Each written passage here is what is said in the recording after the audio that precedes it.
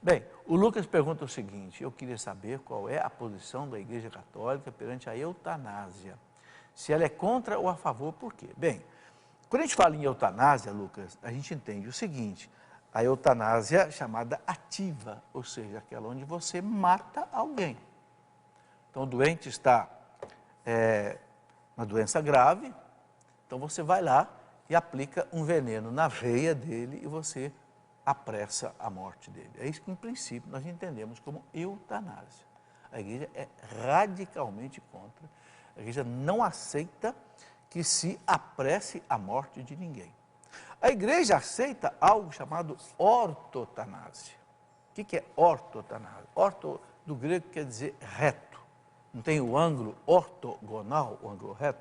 Então, ortotanásia quer dizer a morte reta. Ou seja, se um paciente está gravemente enfermo, a igreja diz que nós não somos obrigados a ficar prolongando a vida desse paciente de maneira muito artificial. Ou seja, você levar esse paciente para outros países, você gastar um dinheiro que a família não tem condição de gastar, você submeter o doente a um tratamento, às vezes até, que o faz sofrer mais e vai apenas prolongar a vida dele por alguns dias ou algumas horas. Então a igreja diz, não é preciso ter o que ela chama de obsessão terapêutica.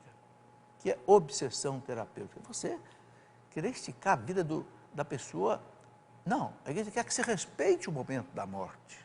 Não dá mais, a medicina não tem mais recursos. Agora, não pode o quê? Não pode é cortar para o paciente os recursos ordinários. O que são os recursos ordinários? Você não pode cortar o sangue, que pode ser dado a ele, o soro, os analgésicos, por exemplo, a alimentação endovenosa, a alimentação que ele recebe, né, sem ser diretamente. Então, aqueles recursos ordinários que o hospital tem, as UTIs têm, isso deve ser dado, sem precisar usar recursos extraordinários, caros, que às vezes mais judiam do paciente. Então, é preciso respeitar o momento da morte dele. E aí, meus irmãos, preparar para a morte, levar a participar, chamar um sacerdote para dar a unção dos enfermos, entende? Para que essa pessoa esteja preparada diante de Deus.